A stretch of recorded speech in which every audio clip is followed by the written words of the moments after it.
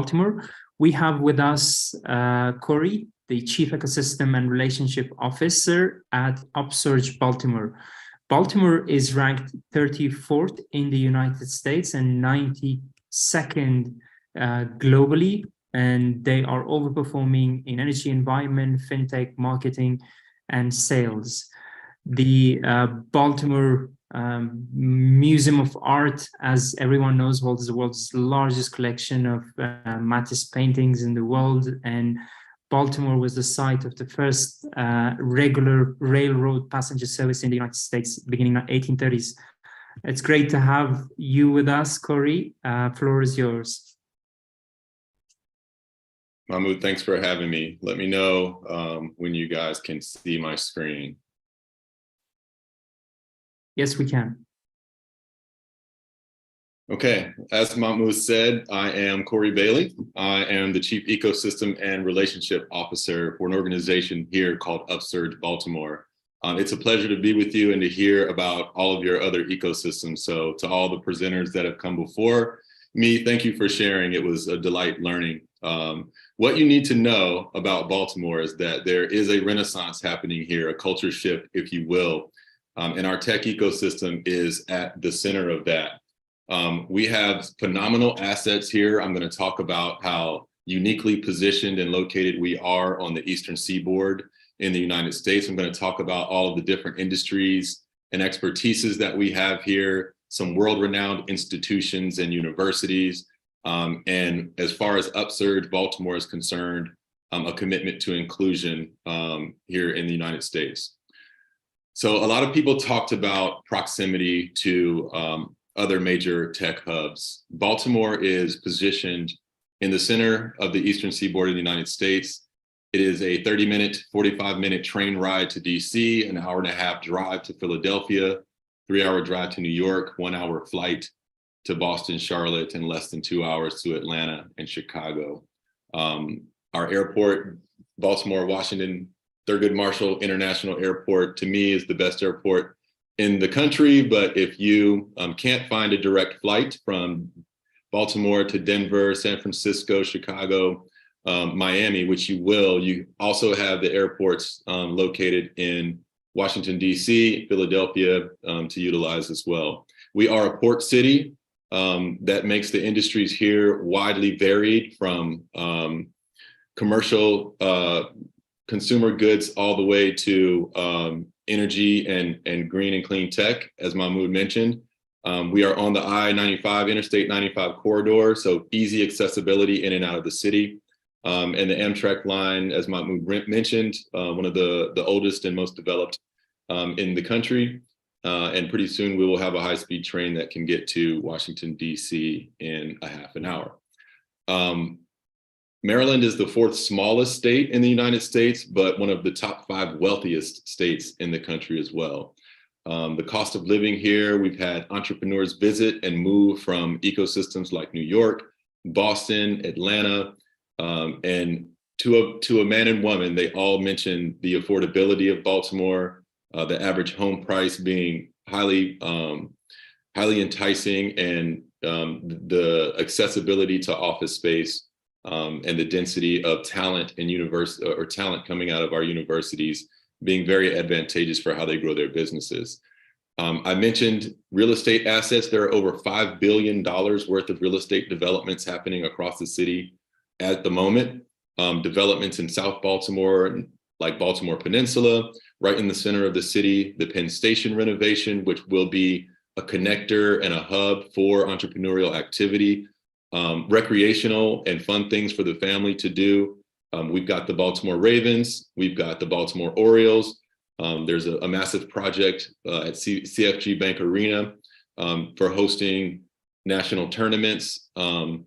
And the Baltimore Convention Center is next on that development radar.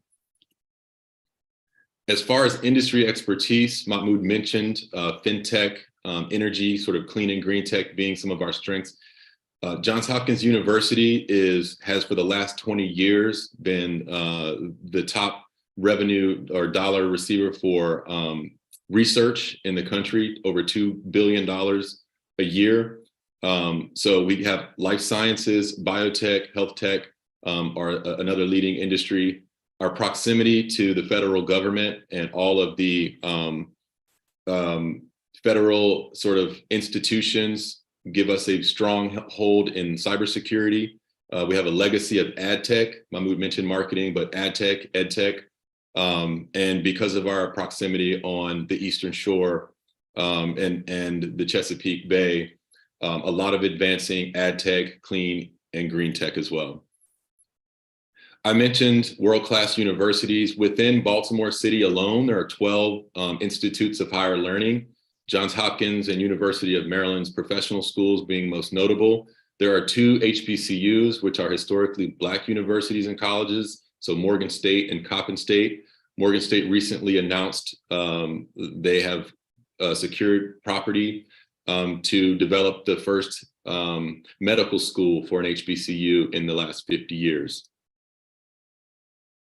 By measure, our tech ecosystem is growing year over year. There are now over 300 funded tech startups in Baltimore, many of which coming out of those universities that I mentioned. We are gaining share in VC funding as the country is sort of losing share. Year over year from 21 to 22, we were up 12% in the number of VC funding, while the US was down 36%. Startup Genome, which is an organization that sort of measures the health and acceleration of different startup ecosystems, uses the $5 million deal average size as an indicator for whether a startup ecosystem is advancing. And for the last 3 years, we have maintained a higher than $5 million average deal size and growing. How we compare to other post-industrial cities like Detroit, Columbus, Ohio, Pittsburgh, we are outpacing and outperforming those cities. We often like to tell people that Baltimore is the best kept secret in the tech world. And so we intend to change that very dramatically over the next few years as we have an advancing tech economy and phenomenal stories about our founders, our industries and our companies, our funders, our accelerators and universities to share. So what does that look like? So at Upsurge, we say that we're tapping Baltimore's rich assets and location to build more than just the next great tech city. We want to build the first equitech city.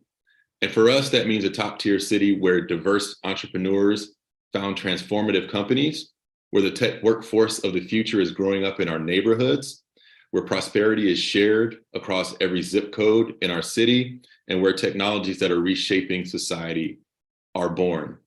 The founders that we look for are founders of any background that view diversity as a core value of how they build their teams, their leadership, how they develop and grow their companies. Any group that receives less than 5% of venture funding, we have intentional focus around increasing opportunities and access to different forms of capital for them, not just financial capital, but connected capital, network capital, cultural capital.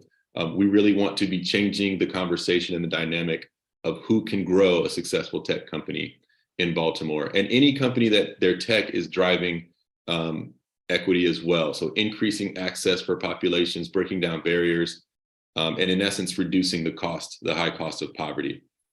We have a strong sort of base of companies that are already leading in some of these categories. I'll call out Fearless, which is a digital services company that primarily works within government. They are growing year over year. They have a diverse workforce and diverse set of leaders.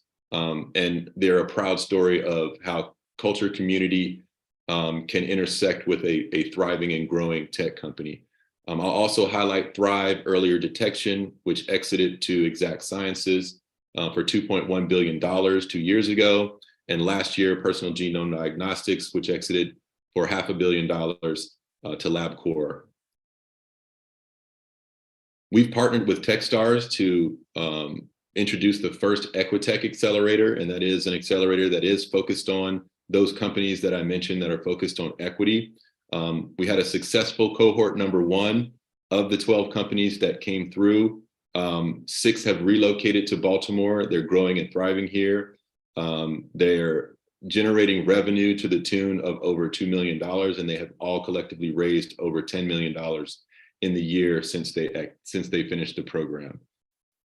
Our second cohort actually started in January, and by all accounts, the 10 companies that have joined us, 5 actually from the DMV area, 5 from other parts of the country, are all doing well, and we look forward to their demo day in April. Other accelerators and incubators that operate in Baltimore, I've heard mention that there are 8 here somewhere, 40 in another ecosystem. We have over 60 accelerator and incubator partners in the greater Baltimore area, all focused on different industries, some connected to our universities, and some that are focused on different and diverse groups of founders. I'll highlight Conscious Venture Lab. They have a twice-a-year accelerator where they welcome about 30 companies, both virtually, sort of in a hybrid model here and virtually. They just signed a collaboration opportunity with Tech de Monterrey in Mexico City to introduce some of their programming and their process there to try to create that pipeline of entrepreneurship between Mexico City and Baltimore. We've got some leading industries here. So at Upsurge, we are focused on convening, collaborating, and mobilizing our community around this Equitech vision. Johns Hopkins University, I mentioned earlier, but I'll also mention Brown Advisory and Greenspring Associates, some of our strongest financial partners that are helping lead innovation and entrepreneurship, both with their funding, time, and talent. T. Rowe Price, which is located here, Stanley Black & Decker has their largest set of employees and customer base here, and Under Armour, a great consumer brand that was born out of Baltimore and that is growing within Baltimore. So for us, it's not just about startups. While we believe that founders are and startups are the epicenter of economic growth for our city, we also want to make sure that there are pathways for tech, into tech for more Baltimoreans. And we want to have some strategies around how communities can grow from within and prosper in place as they do. Any startup ecosystem sort of focuses on these first 3 categories, so founders and companies and how to support them, how to increase the amount of capital, growing both locally and entering into the ecosystem, and how to attract, retain, and build talent. We are very intentionally focused, like I said, on those pathways. We are partnering with a lot of organizations that do workforce development, tech training, and we're also very interested in collaborating with local and state government on some pretty aggressive initiatives to get people trained for the 21st century economy. As I mentioned, Baltimore is sort of the best kept secret in tech and in entrepreneurship on the East Coast. So a huge focus of ours will be around marketing and storytelling. How do we increase the access of what people know within the city out both regionally, nationally, and internationally? Time and time again, when people visit Baltimore and experience the Inner Harbor, experience the Baltimore Museum of Art, which I'm right down the street from now, the Baltimore Symphony Orchestra, the National Aquarium, and many of the other assets that we have in the city, people are more than pleasantly surprised by their experience here. And then finally, what is core to us is connection and collaboration. There's a true spirit of collaboration happening in Baltimore right now between our arts community, our nonprofit sector, government, and of course the private sector and universities. So we're capitalizing on that by bringing people together in unique ways and putting the right people in the right places at the right times. One of those is a weekly tech meetup that we sponsor called Equitech Tuesdays, which has been happening continuously for the last almost 2 years now. So the positives for Baltimore keep growing. We have significant development projects across the city. We have a thriving creative class, a growing tech economy, a city that's affordable, easy to get to and get out of, a new governor who is in the city's corner. If you haven't heard the story of Wes Moore, look into it. He is only the 3rd Black governor in our country's history and Maryland's 1st Black governor. And there, like I said, that desire for collaboration is there. And ultimately, our people is what differentiates us in Baltimore. We have some of the most intelligent, smartest, cultured, creative thinkers in the world here in Baltimore. And so the biggest asset that we have is our people. So the end for us is to build a growing and thriving city and a new model for the world with this Equitech vision. I invite you to follow us on some of our social platforms, stay connected to what we're doing. If you're ever in the city, please let me know so I can welcome you with open arms. And I would love to connect with everyone. This is my email, but you can find me on LinkedIn as well. And it's been a pleasure to learn about your ecosystems, and hopefully we can stay in touch. Thanks, Mahmoud. Thank you so much, Corey. Just to add a comment on what you mentioned regarding having the most talented people on earth. In the stats, I noticed that Baltimore has over 30% of employment in Baltimore are on education and health services. Mm-hmm. This is just amazing that 30% of the workforce are educating people and providing them health services. And we've seen a massive drop in crime stats and the city becoming more and more, growing more and more towards tech and creating a safe area for many entrepreneurs around the world to relocate and invest. Thank you so much. Really great to have you. And thanks for having me. Yeah, take care.